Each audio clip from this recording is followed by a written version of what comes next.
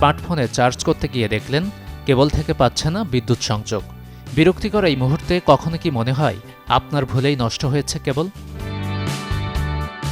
কেবল কেন দ্রুত নষ্ট হয় এ বিষয়ে যুক্তরাষ্ট্রের মেরিল্যান্ড বিশ্ববিদ্যালয়ের centre for advanced life cycle ইঞ্জিনিয়ারিংয়ের একদল গবেষক জানিয়েছেন কারণ। তাদের গবেষণা বলছে কেবল নষ্ট হওয়ার পেছনে উৎপাদনের ত্রুটির চেয়ে আমাদের দৈনন্দিন ব্যবহারিক অভ্যাসই 90% দায়ী।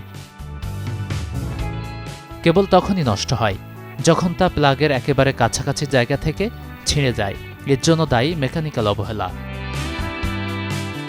অনেকেই আলসেমি করে কেবলের প্লাগ বা কানেক্টর না ধরে তারের মাঝ বরাবর ধরে টান দিয়ে সকেট থেকে খুলে ফেলেন। এতে সংযোগস্থলে প্রচণ্ড চাপ পড়ে, ভেতর থেকে নষ্ট হয় কেবল। বিছানায় শুয়ে স্মার্টফোন বা অন্য ডিভাইস চার্জ করার অভ্যাস অনেকের, আর এভাবে ব্যবহারের সময় কেবলটিকে অদ্ভুত কোণে বাঁকিয়ে রাখেন কেউ কেউ। বারবার একই বিন্দুতে ভাঁজ পড়ার ফলে ধাতব পরমাণুর বন্ধন আলগা হয়েও নষ্ট হয় কেবল। একই রকম সমস্যা হয় কেবল গোল করে পেঁচিয়ে রাখলে। গাড়িতে ফোন চার্জ করার সময় অনেকে ফোনটিকে কেবলসহ কাপ হোল্ডারে সোজা করে রাখেন। এতে ফোনের পুরো ওজন কেবলের সংযোগস্থলের ওপর পড়ে এবং গাড়ির ঝাঁকুনিতে তা আরও দ্রুত ক্ষতিগ্রস্ত হয়। বিশেষজ্ঞদের মতে কেবল মানুষের চেয়েও দীর্ঘায়ু হতে পারে, তবে এর জন্য মানতে হবে সাধারণ কিছু নিয়ম।